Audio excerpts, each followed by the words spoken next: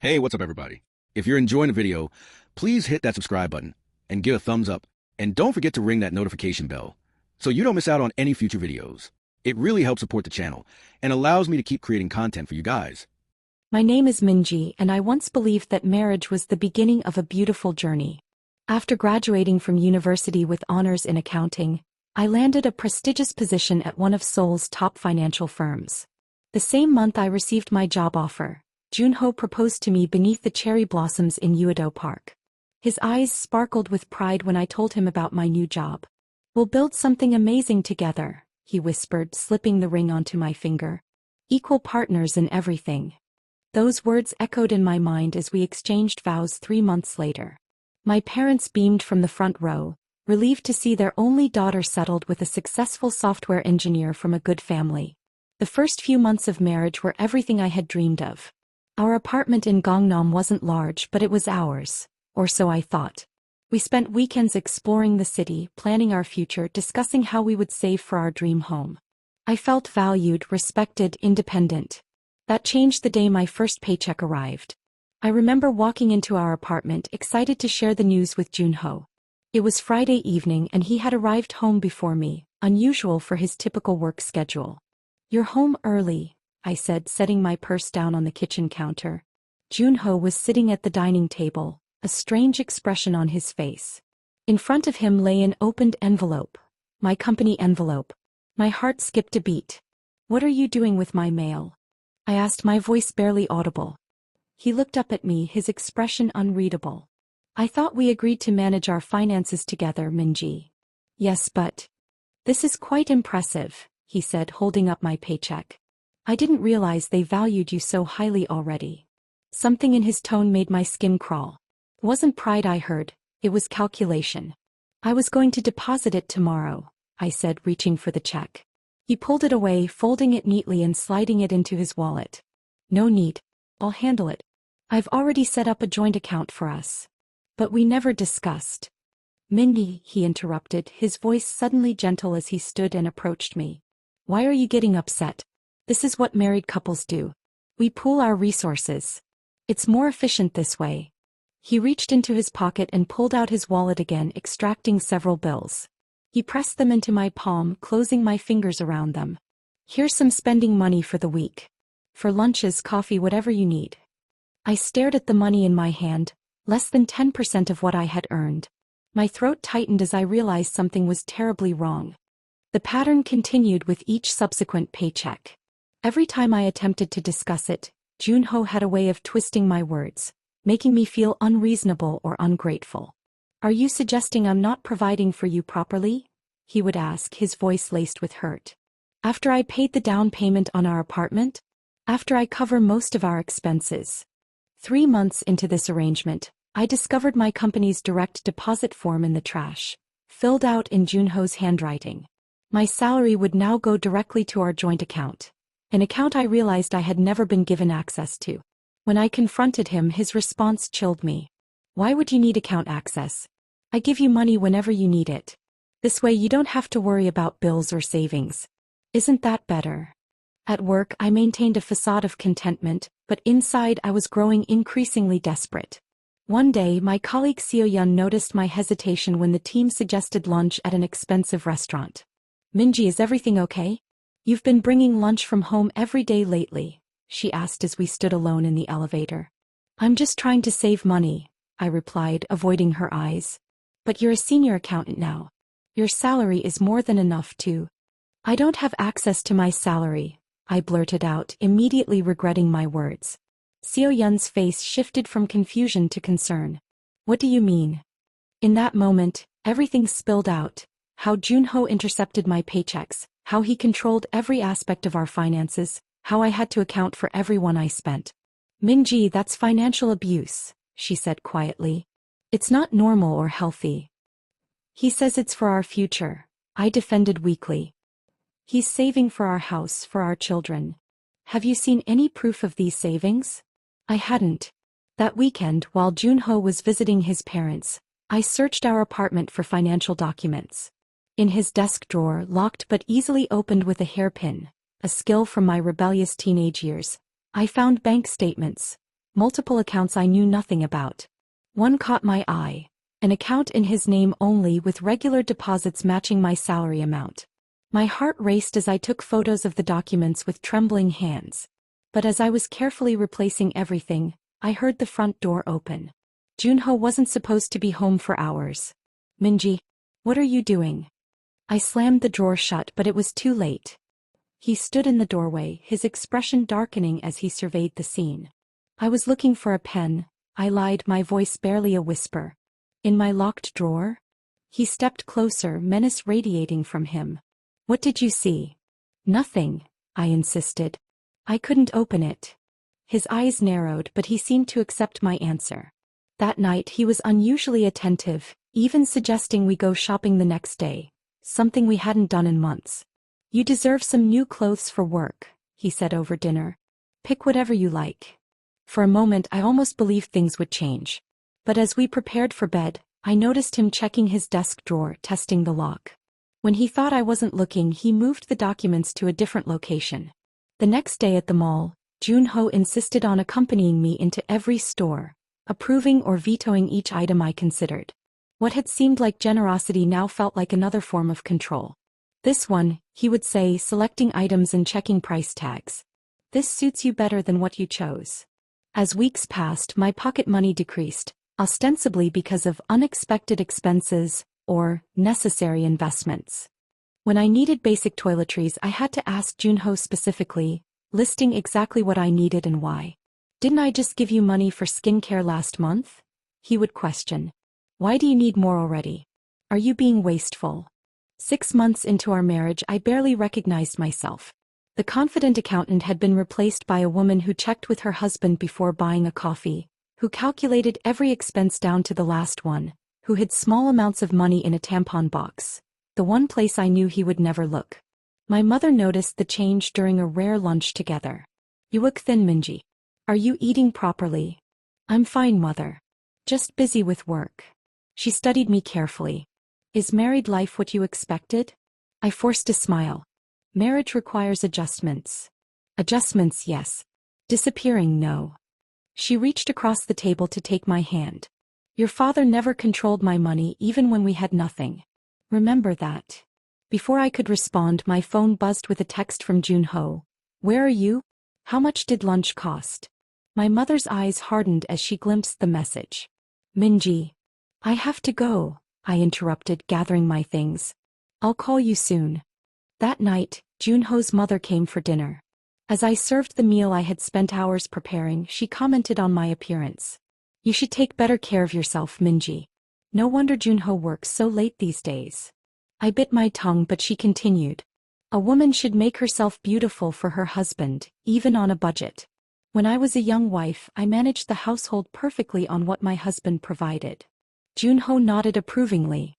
"Mother was always excellent with money. That's why I handle our finances. I learned from the best." His mother smiled. "Joon-ho tells me you've been asking for more spending money lately. A wise wife knows the difference between needs and wants." My chopsticks clattered to the table. "Excuse me. Mother is just trying to help," Joon-ho interjected smoothly. "She raised 3 children on father's salary alone." "I earn my own salary," I said quietly. His mother laughed. "What's yours is his, what's his is yours. That's marriage, dear." Later that night, as Joon-ho slept, I lay awake, replaying his mother's words, seeing for the first time how deep the roots of this control went. It wasn't just Joon-ho. It was a generational pattern and expectation, a trap I had walked into willingly. Everything changed on a rainy Tuesday in March. I had been working late on a significant audit when my team leader called me into his office. "Minji, I have excellent news," Director Park said, smiling broadly. "The executive committee was impressed with your work on the Kim Industries audit. They're promoting you to team manager effective next month." I stared at him, stunned. "Team manager? But that's 2 levels above my current position." "Your talent deserves recognition," he replied, sliding a document across the desk. "Here's the official offer letter. Your salary will increase by 60%, plus quarterly bonuses." My hands trembled as I accepted the letter. This was everything I had worked for: recognition, advancement, financial security. But as I read the figures, a wave of nausea hit me. More money meant nothing if it all went straight to Joon-ho. Is something wrong? Director Park asked, noticing my expression. I expected you to be pleased. I am, I assured him. It's just unexpected. That night, I arrived home determined to have an honest conversation with Joon-ho. Perhaps seeing my success would change things between us. Perhaps he would finally acknowledge my contribution. I found him in the living room, my laptop open in front of him. What are you doing? I asked, setting down my bag. Checking your work email, he replied without looking up. You got a promotion. Congratulations. My blood ran cold. You accessed my work email? That's confidential company information. He finally looked at me, his expression calm. I know all your passwords, Minji. How else would I make sure you're not hiding anything from me? Hiding? Like you've been hiding my money? The words escaped before I could stop them. His eyes narrowed. So this is about money again. Always money with you. It's about respect. About trust. About the fact that you've been controlling every aspect of my life since we got married. I was shouting now, years of suppressed anger finally breaking free. I provide everything you need, he said, his voice dangerously quiet. I manage our money because you can't be trusted with it. Look how emotional you get. This is exactly why women shouldn't handle finances. My money, I corrected him. My salary that I earn. The salary that's about to increase by 60%. Will my allowance increase too, or will you just add it to your secret account? His face paled. What are you talking about? The account in your name where you've been depositing my paychecks. The one with nearly 18 million won.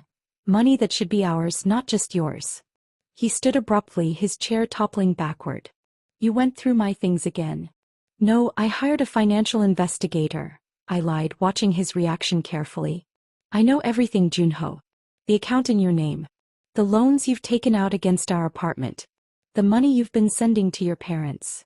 This last part was a guess, but his reaction confirmed it instantly. His face contorted with rage. You ungrateful. He stopped himself, visibly struggling for control. Everything I've done has been for us. My parents needed help with my brother's medical bills. The apartment needed renovations. Renovations we never discussed or completed, I pointed out. And your brother has national health insurance. Try again. You wouldn't understand, he muttered. A family has obligations. Responsibilities. Yes, to each other. But you've been lying to me since the day we married. The joint account you claimed to set up? It doesn't exist. It's all in your name. He stepped toward me, and for a moment I thought he might strike me. Instead, he grabbed my purse from the table and upended it, scattering its contents across the floor. Looking for more evidence to use against me? He snarled, rifling through my belongings. Planning to divorce me now that you've got your precious promotion? That's when he found it. The small notebook where I'd been recording every one he'd given me, every expense I'd been forced to justify, every lie he'd told about our finances. He flipped through it, his face growing darker with each page. So this is what you think of me, he said, his voice deadly quiet. A tyrant. A thief. I think you're a man who married an accountant and thought she wouldn't notice the numbers don't add up. My voice was steady despite my racing heart. He tore the notebook in half, then in quarters, throwing the pieces at my feet. You want control? Fine. I'll stop depositing your salary. You can keep every one. But don't expect anything from me. Not the apartment, not the car, not a single grain of rice. The apartment is in both our names, I reminded him. I checked the property records. Something dangerous flashed in his eyes. Things change, Minji. Documents get amended. Are you threatening me? I'm reminding you that actions have consequences. You want independence? See how well you do on your own. He stormed into our bedroom, emerging minutes later with a small suitcase. I'm staying at my parents' tonight.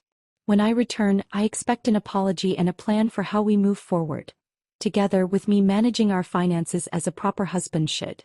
After he left, I collapsed onto the floor, surrounded by the scattered contents of my purse and the torn pieces of my notebook. For hours I sat there, alternating between tears and a strange, almost hysterical laughter. The truth was finally in the open, but what came next? I called Seo-yeon, my voice barely audible. Can I stay with you tonight? I can't be here when he returns. Of course, she replied without hesitation. Pack what you need. I'll come get you. As I gathered essential documents and clothing, my phone buzzed with a text from Joon-ho's mother. How dare you accuse my son of stealing? After everything he's done for you. I always told him you were too ambitious, too independent for a proper wife. Then another from Joon-ho himself. I've spoken with Director Park. He's reconsidering your promotion given your unstable behavior. Come home now if you want to salvage your career. My hands trembled as I read his threat. Could he really influence my promotion? No, I decided. Director Park valued my work too much to be swayed by a domestic dispute. This was just another attempt to control me. Before leaving, I went to Joon-ho's desk and picked the lock again. The financial documents were gone as expected, but in their place was something equally damning. A letter from a real estate attorney confirming the transfer of our apartment solely to Joon-ho's name, dated just 3 weeks after our wedding. He had been planning this from the beginning. 3 days later, I sat across from a lawyer in a small office in Gwangwamun. The evidence of Joon-ho's financial abuse spread across the desk between us. This is a clear case of fraud, Attorney Kong said, adjusting her glasses. Forging your signature on property transfer documents is a criminal offense, as is accessing your work email without authorization. I just want what's mine, I said quietly. My salary, my share of the apartment. We can get much more than that, Miss Kim. Given the nature of his actions, you could be entitled to significant compensation. I nodded, a plan forming in my mind. How quickly can you file the divorce papers? We can submit them today, but these cases take time. Months, possibly a year if he contests it. And in the meantime? We can request a temporary order preventing him from accessing your new salary and requiring him to provide documentation of all accounts containing your previous earnings. I took a deep breath. Do it. That afternoon, I returned to work with a sense of purpose I hadn't felt in months. Director Park confirmed my promotion was secure, expressing concern when I explained I was separating from my husband. Take whatever time you need, he assured me. Your position will be waiting. As I left his office, my phone lit up with messages from Joon-ho, alternating between threats and pleas, promises to change and warnings of what would happen if I pursued legal action. I blocked his number. For 2 weeks I stayed with Seo-yeon, venturing out only for work and legal meetings. Joon-ho sent messages through mutual friends, left notes at my office, even attempted to intercept me in the parking garage one evening. Security escorted him out. Then unexpectedly the messages stopped. Days passed with no contact, no harassment.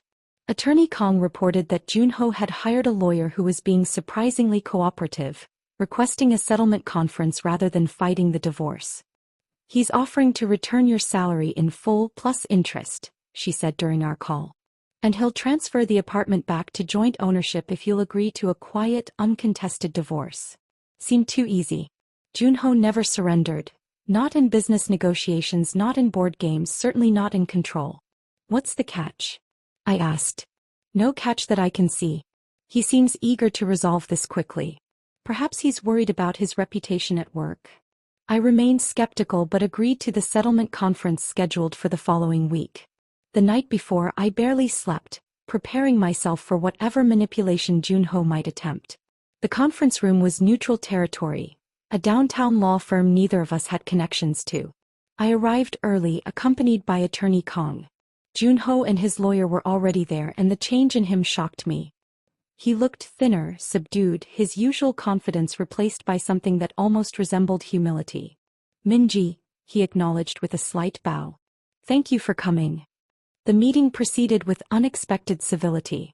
Joon-ho's lawyer presented documentation of all accounts containing my salary, with calculated interest.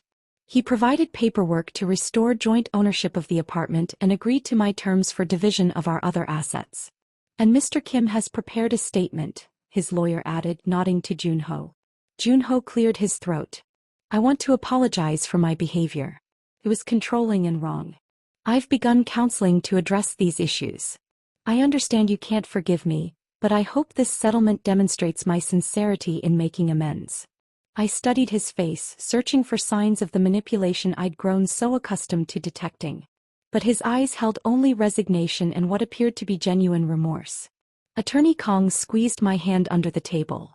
a reminder that regardless of his apparent change of heart, we were here for legal resolution, not reconciliation. I accept the terms of the settlement, I said finally. And I hope your counseling is productive. As we signed the necessary documents, a weight lifted from my shoulders. It wasn't just financial independence I was reclaiming. It was my dignity, my autonomy, my future. Outside the law firm, as we waited for separate elevators, Joon-ho approached me once more. I meant what I said in there, he murmured. I am sorry, Minji. I nodded, unsure how to respond. Your new position, team manager, he continued. You deserve it. You always were the smarter one between us. The elevator arrived and I stepped inside, relieved to end the conversation. But as the doors began to close, Joon-ho held them open for one final comment. I hope the position works out better than it did for the last woman who held it, he said, his tone suddenly different. Director Park has expectations for female managers that go beyond professional duties. But you already knew that, didn't you? Why else would he be so supportive during our separation? The doors closed before I could respond, but his implication was clear. My promotion, my escape route, my reclaimed independence. All tainted by his suggestion that I had earned it through means other than merit. It was his final attempt at control, at undermining my confidence, at making me question myself. 2 days later, I moved into a small but beautiful apartment in Mapo, overlooking the Han River. My first independent purchase as a truly free woman. As I unpacked, my phone buzzed with a text from an unknown number. Congratulations on your promotion. Director Park mentioned it at golf last weekend. If you need anything at all, please don't hesitate to call. Joon-ho's father. I deleted the message but couldn't delete the implication. How deep did Joon-ho's connections go at my company? What seeds of doubt had he planted about me, my promotion, my character? Standing at the window of my new home, watching the river flow beneath the evening sky, I realized the truth. Financial independence was only the first step. The whispers, the reputation damage, the subtle undermining of my achievements. These were battles still to be fought. But as I placed my first paycheck, made out in my name, deposited in my account, on my new refrigerator, I made a promise to myself. No one would ever control my worth again. Not my money, not my reputation, not my truth. The price of love should never be your freedom.